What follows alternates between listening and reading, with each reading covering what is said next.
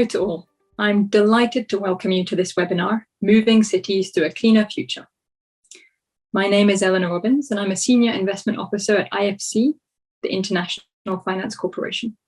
IFC is a member of the World Bank Group, and it's the largest global development finance institution focusing on the private sector in developing countries. In our new Climate Action Plan, the World Bank Group has identified 5 key systems for reducing emissions and limiting the worst impacts of climate change. You won't be surprised to hear that cities are one of these systems. They hold tremendous potential to reduce greenhouse gases, whilst also unlocking major economic opportunities for their citizens. At IFC, we believe that prioritizing climate-smart growth is an investment opportunity both for cities and for private sector partners. We've invested over $2.3 billion in climate-smart city-related projects to date, and of course, we think the opportunity is much, much larger. In fact, in our recent report, Control Alt Delete, a green reboot for emerging markets, we estimate that if cities in the 21 emerging markets that we studied prioritize climate-smart growth in their post-COVID recovery plans, they stand to attract as much as $7 trillion in investments and could create 144 million new jobs by 2030. Now, we do know this won't be easy.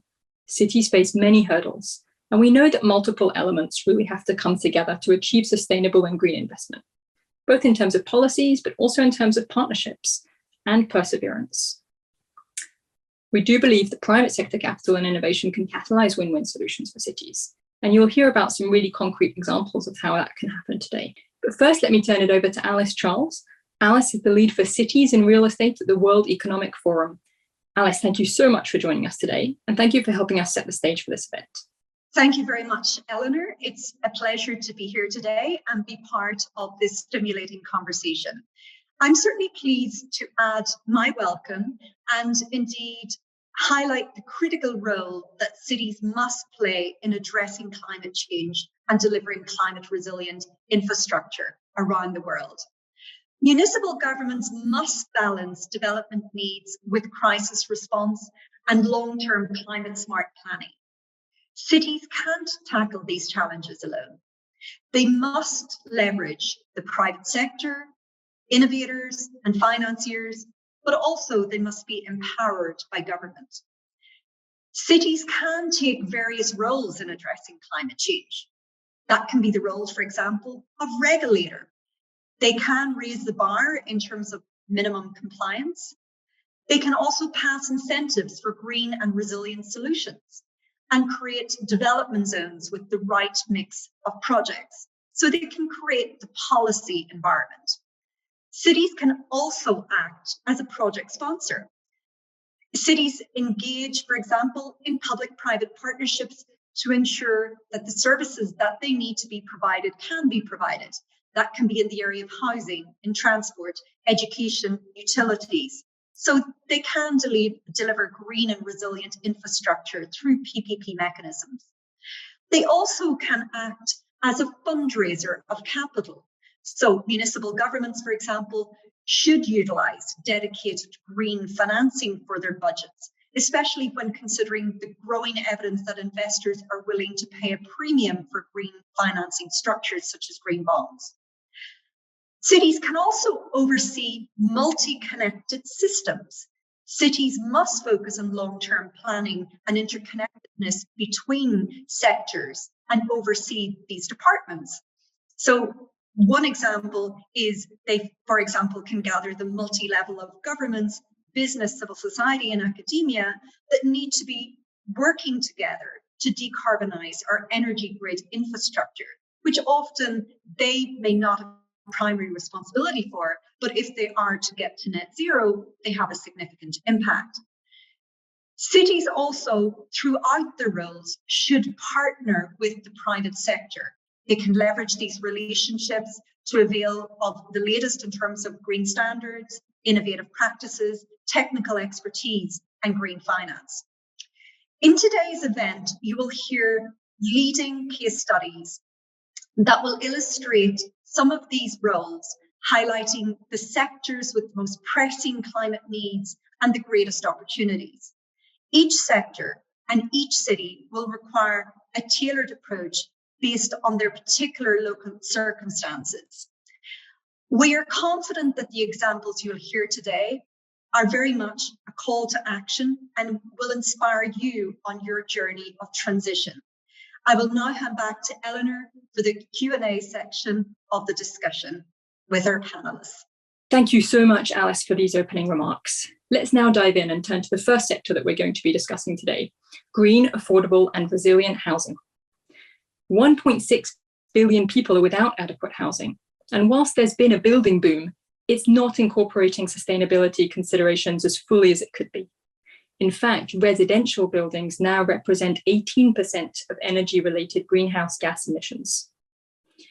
To help us understand how housing can incorporate green and resilient elements, yet still remain affordable, I'm absolutely thrilled to introduce Emma Imperial, the President and CEO of Imperial Homes Corporation from the Philippines. Welcome, Emma. Really delighted to have you with us for this exciting conversation. Perhaps we can jump right in and kick off. Please, could you just start by telling us a little bit about your company that I believe you founded close to 40 years ago now, Imperial Homes Corporation? Imperial Homes Corporation is the Philippines' first PropTech technology developer and the edge champion for affordable housing in the Philippines. We are building solar-powered resilient communities that mitigate climate change and lift the standard living of the Filipinos. Our houses are powered with solar and built with Conovate high-performance concrete panels. It's a Danish innovation, and it's connected with innovative digital technologies. This one-of-a-kind innovation marks our market differentiation. So it creates value and new demand for green homes in the Philippines. To date, we have built about 20,000 homes, and 2,000 of them are actually eco-friendly. In the next 5 years, we're going to be building 10,000 homes of these types. That's fantastic. Thank you so much, Emma. What an amazing accomplishments already in this space, and an inspiration, I'm sure, to many who are watching here today. Now, I also understand that Imperial Homes has made two very significant pledges towards climate mitigation and also towards resilience. Could you tell us a bit about those commitments, please? Back in 2014, when we shifted our core business strategy from being a traditional developer to a green developer, we knew that there's no other way of going green than fully committing ourselves to the vision of a greener real estate. So Imperial Homes Corporation supports International Finance Corporation in its zero carbon program by pledging 100% of our development to have a net zero environmental impact by 2030. So we have committed about 300,000 square meters of zero carbon ready buildings, which we pledge for building resilience. Now, we currently have about 75,000 square meters under the design stage, while more than 200,000 square meters are under the construction stage. So IFC has also awarded us with Advanced EDGE certification because we achieved the following energy efficiency ratings. For energy, we achieved 71%, 44% on water, and 64% on materials. We are actually the first developer to reach this milestone, and it allowed us to secure green financing for our home buyers, which transforms their lives for the better. Thank you so much. Fascinating. Could you talk us through, why your company made the decision to really embrace green and resilient construction? How did that come about? And what impact do you feel that it's having? Addressing the pressing issues on the housing backlogs and poverty and worsening climate change drives me in developing sustainable and resilient communities in my country. I believe that renewable energy and sources and eco-friendly building materials are really potent partners in creating a sustainable and resilient real estate industry. Both our solar solutions and Conovate high-performance concrete panels provide utility savings and higher property value solar solutions actually save between 30 to 75% on electricity cost. And with solar net metering, home buyers can save up to 1.9 million or $38,000 in 25 years, giving them a yield of about 256% over their loan amortization. So for these 550 units in this net metered community, just for an example, a staggering of about 1.16 billion pesos or 23 million savings for 25 years is created for our home buyers. And Conovate panels, which is the high performance concrete panels, on the other hand, helps avoid unnecessary cost on medical expenses and home repairs due to their 14,000 PSI strength. It makes our house resistant to deterioration, fire, earthquake, typhoon, and disease-causing molds. So EDGE enables us to properly integrate sustainable technologies into our planning and design, focusing on the following considerations, like window opening for natural light and airflow, solar panels, faucets and fixtures to minimize water consumption, and these high performance building materials. The pandemic actually serves as an eye-opener to many home buyers in my country on the value and importance of sustainable and resilient properties. The awareness and exposure of the market to the challenges of the pandemic prompt them to seek healthier, safer, and more economical homes, resulting in increasing demand for properties with green features. In fact, in our country and in our company, the good news is really that 78% of the millennials are buying our homes. These innovative technologies will provide them significant utility savings and protection from the harsh effects of the pandemic and climate change. Thank you so much for walking us through how, in a really practical way, this is a climate smart solution that's really a win-win for the private sector, but also for home buyers and individuals and citizens. Really, really insightful. Thank you. Perhaps turning to kind of the enabling environment and policies, how did public policies enable your work in green construction? Were there specific elements there that helped you develop your green construction business? Yes, definitely. At Imperial Homes, we advocate for collaboration across different sectors and industries to solve the housing deficit in the Philippines. Actually, it all started in the very strong support from Pag-ibig Fund. This is a government-owned corporation that provides affordable shelter financing for the Filipinos. Pag-ibig has been financing our houses with solar solutions since 2015. Without this financing, solar won't fly for affordable housing market. So today, home buyers prefer housing with solar solution because they know they can save on electricity cost for 25 years. Another government agency here in our country is the Board of Investments. They've also extended income tax, holiday, and other fiscal incentives for Conovate, our green building technology.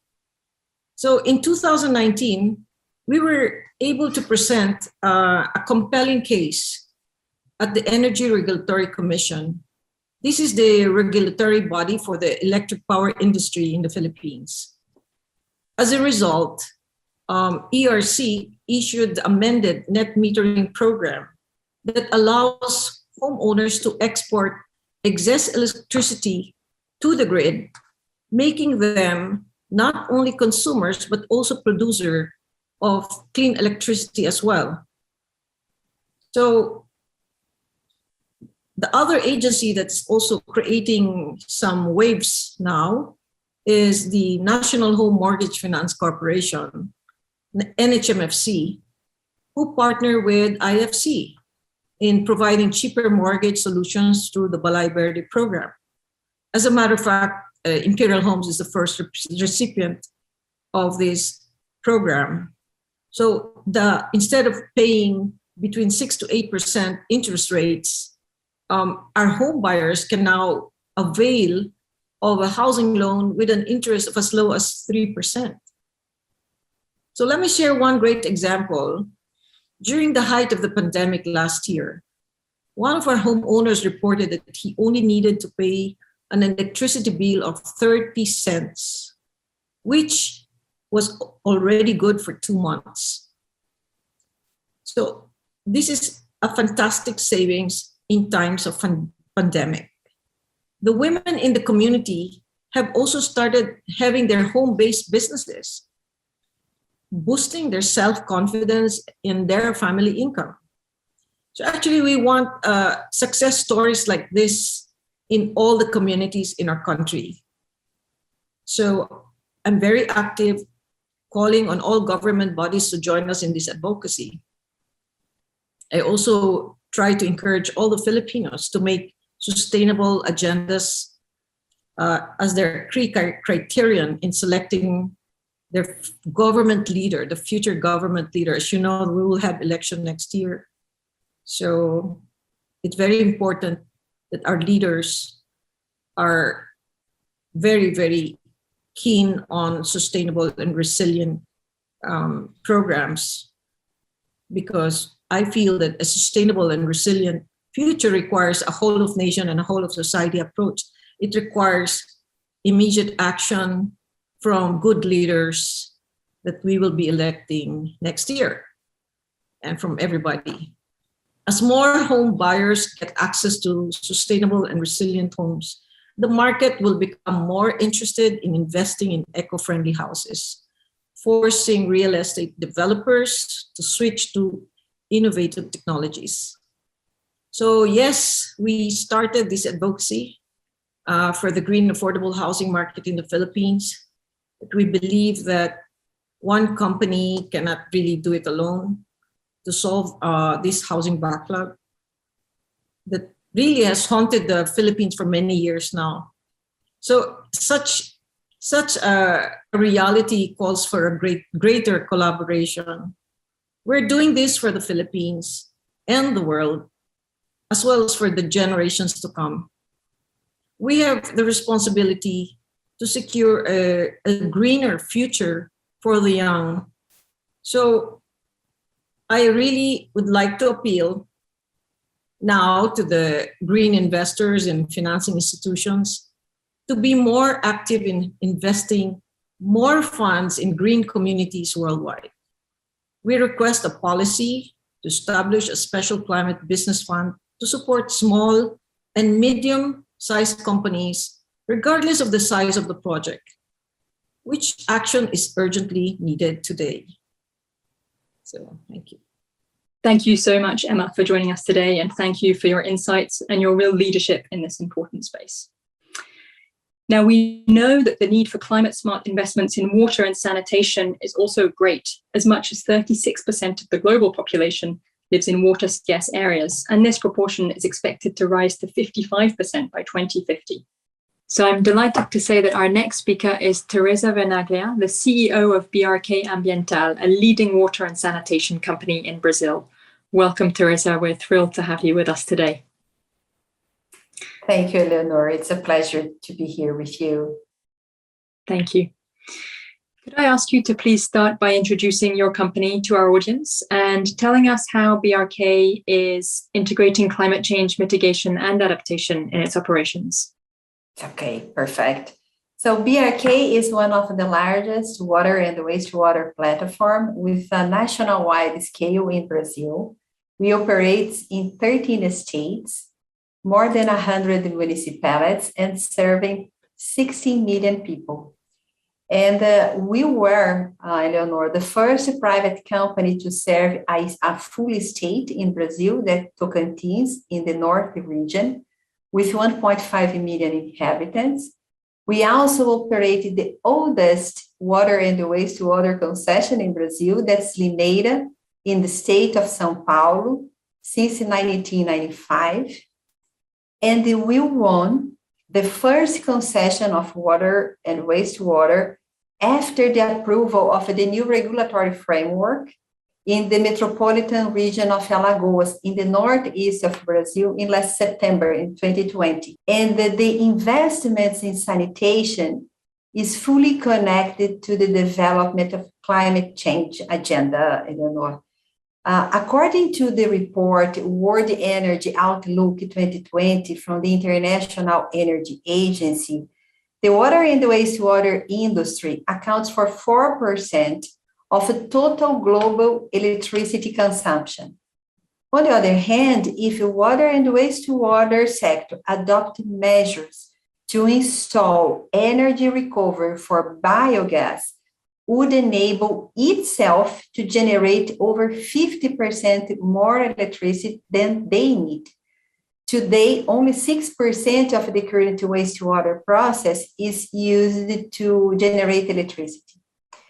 So in the sense, at BRK, we have set a target of 90% of our electricity consumption coming from renewable source, which we will achieve by the end of this year, expanding our photovoltaic plants.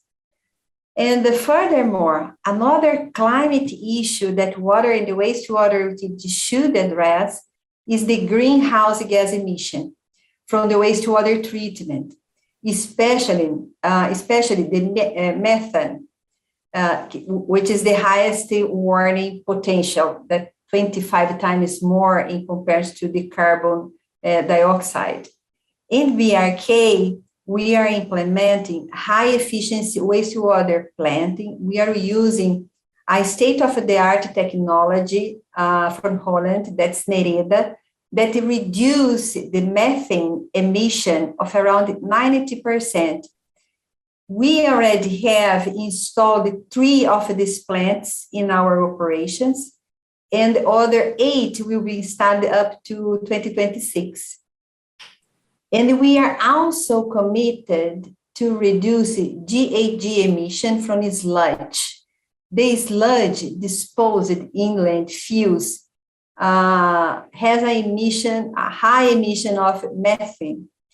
And in BRK, we are implementing 2 projects to dry the sludge, opening opportunities to reintroduce it for steel mill and fertilizer industries.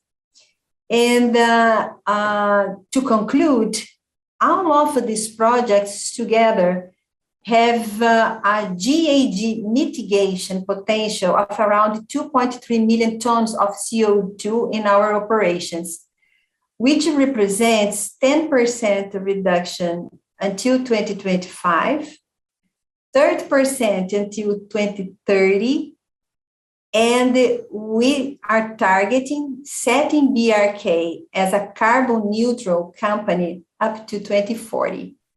So we have a lot of things going on here. Wow, you certainly do. Thank you, Teresa. Really interesting, and how inspiring and ambitious your plans are. And clearly you're already doing a lot to realize those. Really interesting. Thank you. You also clearly have an incredible reach in Brazil, as you've outlined. Could you talk to us a little bit about the impact of your operations? Yes, Eleanor. Water and the wastewater sector, it's fantastic. We have a huge purpose and impact in the life of people. And the sanitation projects are directly connected to the reduction of waterborne disease. One of our concessions, Uruguaiana, that is a city with 130,000 inhabitants in the south region of Brazil, in the state of Rio Grande do Sul. It's a good example of that.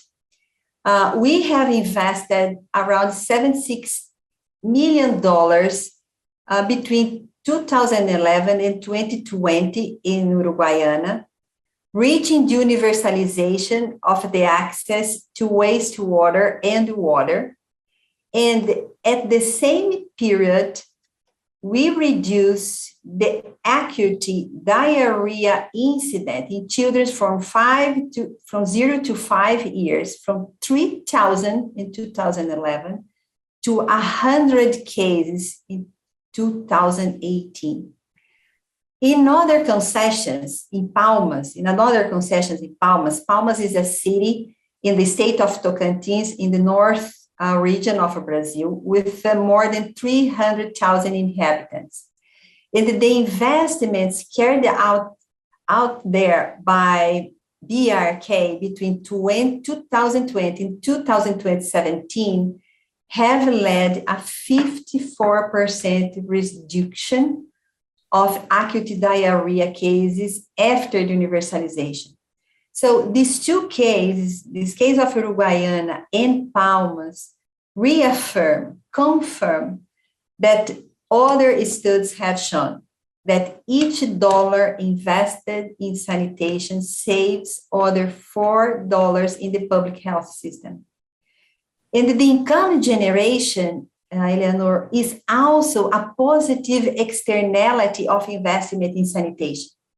One case that represents this reality is our newest concession in Alagoas State, that's in the northeast of Brazil with amazing beaches, in where we are serving 1.5 million inhabitants. We have started our operation last September 2020. It's a concession of 35 years, and in 1 year, we have generated 2,000 jobs. Furthermore, our social programs are oriented to promote the income and jobs generation and also focusing on diversity and inclusion. We have developed a program called Reinventar. It's a program where we train socially vulnerable women to become plumbers. We have launched the first group in Recife, in the northeast of Brazil, last year with Venezuelan refugees, and a second group now in Maceió, our newest concession, including, in addition to the Venezuelan refugees, indigenous people from that region. And our plan is to scale up this project to our operation across Brazil. We have already, and the beauty of this project is that we have already hired more than 40% of these women to work in our operations. And those that we didn't hire, these women can work in their communities, undertaking and generating income locally. And also in a partnership with a US NGO, Water.org, we're offering microcredits for almost 4,000 families of low-income families to connect their homes in the sewage system, building toilets and water tanks. It's really a pleasure to be part of this transformation in the societies where we are investing. It's really a pleasure. Thank you, Teresa. Yeah, transformational is certainly the word that was coming to my mind as you were speaking, as well as really so impactful. Thank you so much for laying that out for us and illustrating the important work that BRK is doing.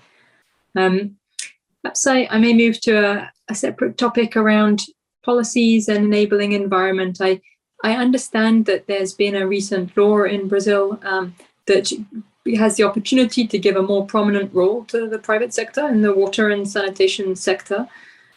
Could you talk to us a little bit about that and any impact it's having on your business? Yes. In the last June 2020, Eleanor, after 4 years of discussions, a new regulatory framework was approved by the Brazilian Congress. And with this approval, investments in the order of $130 billion will be made necessary and possible up to 2033 to Brazil reach universalization of water and the wastewater. Just to give you an idea, nowadays, Brazil has 50% of the population, 100 million people without access to sewage, and we're still struggling having 35 million people without access to potable water in an economy that's among the 10 largest in the world. So that's the relevance of this new regulation. And this volume of investments, that is $130 billion to reach universalization by 2033, represents around $10 billion per year. And since this new law was approved in June 2020, $10 billion has already been committed by the private sector. And the BRK is part of that amount. Thank you. Thank you for that, Teresa, and such an important illustration, the role you're playing in terms of the solutions that the private sector can bring to this really complex but so impactful sector. Thank you. Thank you for outlining that for us. Perhaps to close our discussion today, I'd like to hear if you have a particular call for action, and especially from public policymakers in terms of what more can be done regarding water and sanitation, and in particular at this time as the sector is seeking to address the challenge of climate change. Eleanor, it's possible, as I mentioned, in the cases of Uruguaiana and Palmas, in a period of 5 to 10 years, to completely transform the health situation of a city by bringing sanitation, exactly how it happened in Uruguaiana, where we have reduced the cases of active diarrhea from 3,000 to 100 in 7 years. And in addition, experimenting the growth of a basic education index. So this city has a combination of a virtuous effect, of a positive effect. At the same time, it reduced the cases of diarrhea from 3,000 to 100. The city also performed an improvement in the basic education index that measure the quality of education. Therefore, a country like Brazil, such as Brazil, where the state still do not have investment capacity to perform $10 billion of investment per year in the next 10 years to reach universalization, the private sector is a partner to overcome this challenge. The private sector, with expertise in operation and a long-term view like BRK, has and can change, has the capability and can change the reality of health, education, and economy, as we are observing in our concession, and especially our newest concession in Alagoas, where we are already generating more than 2,000 jobs.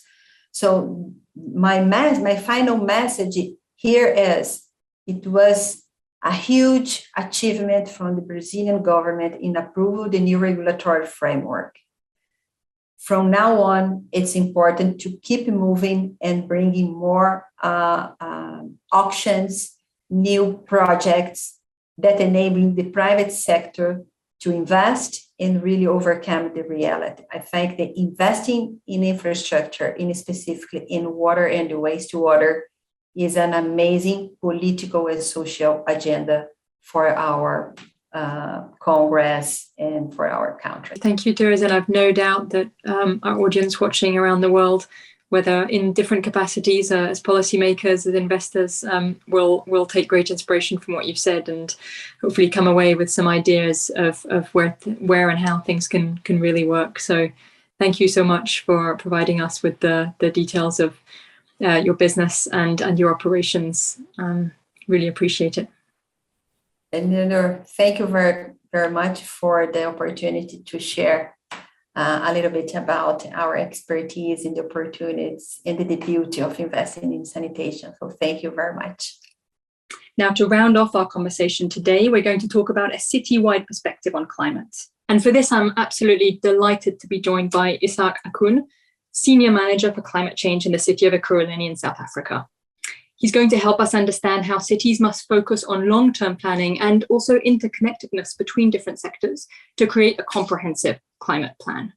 Welcome, Isak. Thank you so much for joining us today. Please, could you tell us a little bit about your city, the city of Ekurhuleni, and its long-term objectives related to climate change? The city of Ekurhuleni is the fourth largest municipality in South Africa, with 9 towns, 20 customer care centers, a population of about 3.8 million people, which is spread across a total land area of 1975 square kilometers, thus accounting for 28% of the provincial population. Commonly referred to as the manufacturing hub of Gauteng, which services the city of Joburg and city of Tshwane, the long-term strategic priority of the city is to become a delivering, capable, sustainable city by 2055. And much of this is underpinned by focusing on sustainable urban integration and environmental well-being. The city is committed to addressing global climate change by both reducing its greenhouse gas emissions and adapting to the impacts of local climate variability. These commitments were formalized through various international platforms, including the Global Covenant of Mayors, the Global Alliance for City Climate Leadership, and our membership to C40 networks for climate action within cities. The city has committed to building a more secure, sustainable, and resilient future for Ekurhuleni, and has set targets to achieve this by 2030. As part of the Ekurhuleni Plus Challenge, by 2030, these targets include clean energy, 25% clean energy mix, a mix between renewables and energy efficiency, greenhouse gas emissions reduction by 20% within the city of Ekurhuleni, local food, improvement in local food production and harnessing the agricultural potential of the region, at least by 20% locally food consumed within the region is grown locally.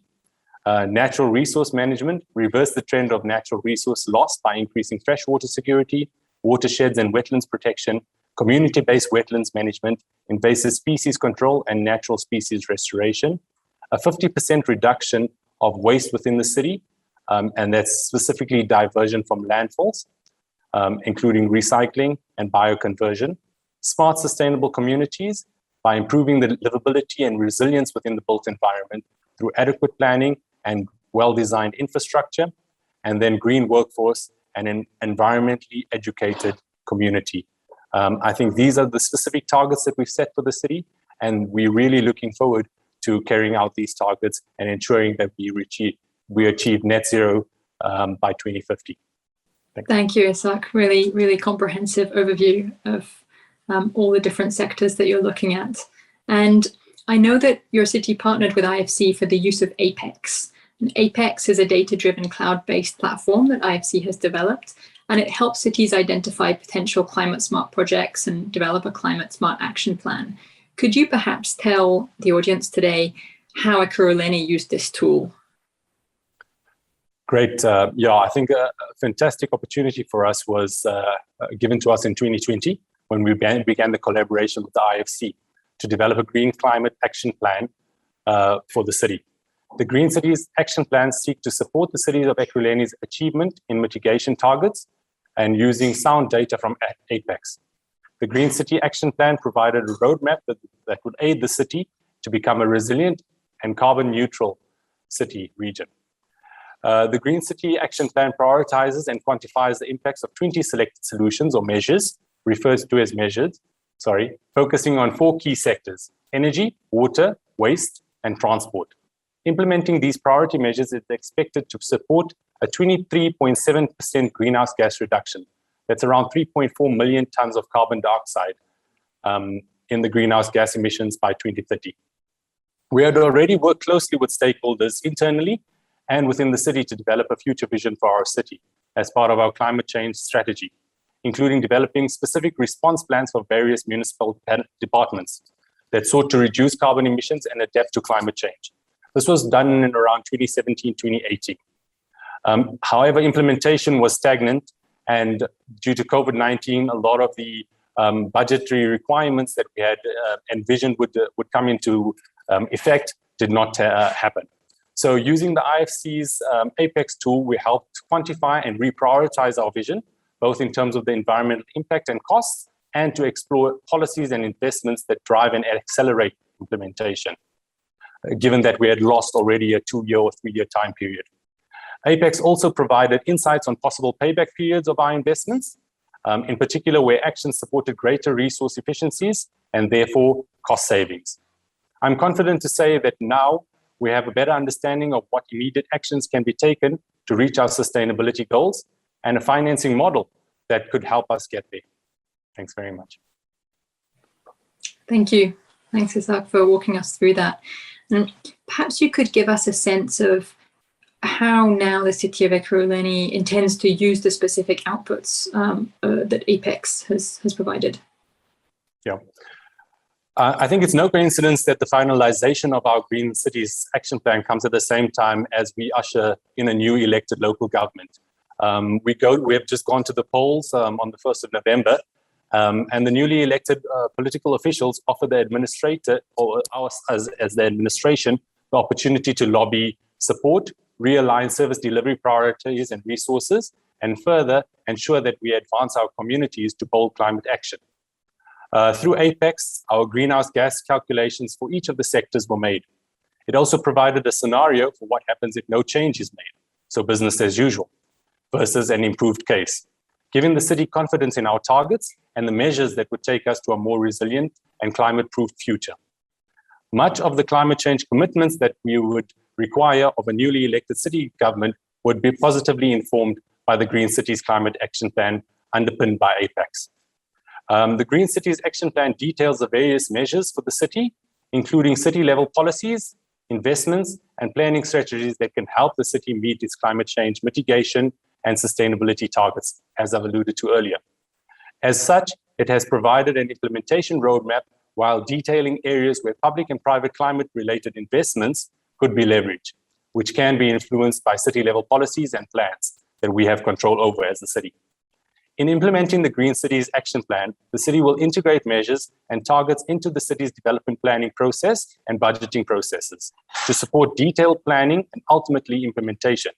In addition, the city will look at mobilizing and working with key partners and other stakeholders, both in the public and private sector, to ensure that we get this work underway, such as through urban planning, where we've got incentives to catalyze action where project calls for private sector to make investment.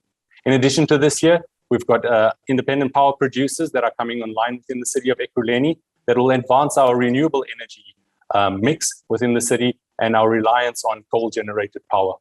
Further to this year, we're looking at remodeling our waste generation and waste landfilling and moving from what we call traditional waste methods to an alternative waste treatment system, which would probably be underpinned by newer technologies in incineration and assist with managing the waste of the city. Thanks, Eleanor. Thank you, Isak. And it's really striking how this is touching on so many different subsectors within the city and how climate action does span across many different areas. And I'm wondering if you can tell us a little bit more about that interconnectedness and how you went about making sure that internally within the city, the various departments were involved in making this happen, and also externally how you worked with other stakeholders. Right. Yeah, I think it's always difficult with climate change, trying to get everybody around the table that speaks the same language and understands the terminology in the same way. I think for the development of the GCAP, or the Green Climate Action Plan, the city made use of nominated sector representatives to work with the IFC team to ensure outcomes of the process reflected the city context and aligned with the city policies. So we essentially went out to the different head of departments and got them to nominate specific individuals, both with the technical background as well as the management experience, to ensure that we have the related measures within the GCAP that would speak to the priorities of that department. We also had built something within the city just prior to launching the GCAP called the Resilience Forum, as that was the best coordinating body for the municipality. Many of the representatives that form part of the project steering committee for the GCAP were represented in this Resilience Forum. The GCAP then used this body to share the outcomes from the APEX and get input on the processes from the different city officials and the different line functions. The final document was prioritized the final document with the prioritized actions was shared in this platform with all members for review and comment. The final action plan has been reviewed internally and externally as well to ensure alignment with all relevant national and international best practices. We even had the opportunity to bounce it off our academia colleagues within the province, as well as our provincial and national departments, and then also the private sector within our business forums. The Green Cities Action Plan is one of the pieces of the city's comprehensive approach to addressing climate change and promoting sustainable development. Separate work is in progress that will elaborate on the city's climate risks and resilience and adaptation actions, as well as extend the strategy into the future with an eye on achieving net zero emissions by 2050. The city is a member of C40, which is a cohort of cities all working towards reaching carbon neutrality by 2050 through implementation of various climate action plans. Through the involvement with C40, the city hopes that funding opportunities will be unlocked to help further finance the implementation of the identified measures through partnering with other private and public sector partners. Thanks. Thank you. Thanks, Isak. Very, very interesting. And I'm sure also, having you in your role as senior manager for climate change, being able to bring all of these parties together has been really, really critical. So thank you very much for that.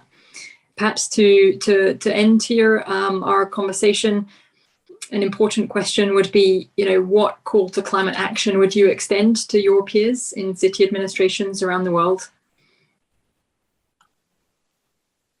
Thanks, Eleanor. Sorry. I think the importance of working with all the line departments within the city, I think that's fundamental. I think, there's opportunities with having good sound data, as was provided by Apex tool, to promote your cause, to instill confidence within the system, to ensure that the city, works towards a better understanding of common issues and common problems. Further to that, I think, it's important that the Ekurhuleni is among the cities around the world that's undertaking efforts to incorporate evidence-based assessments into their climate change planning. And I think that's what Apex has offered us, an opportunity to baseline a lot of the data and then further develop on that there going forward, ensuring that we're reporting, into different platforms, the CDP platform for one, well quantified measures and actions that would then enhance our city, build resilience, and ensure that we achieve the relevant targets set out. Thank you so much, Isak. It's been a really insightful conversation, and really bringing this citywide perspective has really helped us round off this event today. Thank you. Thank you very much for joining us. Fantastic. Thanks, Eleanor, for your time. Appreciate the opportunity. Now, we could be talking about this topic for a lot longer, but unfortunately, we're coming to the end of our time. Whether you're coming from the private sector or the public sector, whether you've been watching this as an investor, a policymaker, a developer, or simply, and perhaps most importantly, as a citizen, we do hope you enjoyed the conversation today. And we hope that it gave you inspiration to know that incorporating mitigation and adaptation to climate change in cities is possible and profitable. By prioritizing sustainability, cities around the world can ensure that both environmental and economic benefits are enjoyed by residents of today and also residents of tomorrow. IFC is here to partner with you with our tools, advice, and finance, and hope to continue to work to advance this important agenda. Thank you deeply to all of our speakers, and thank you to all for joining us.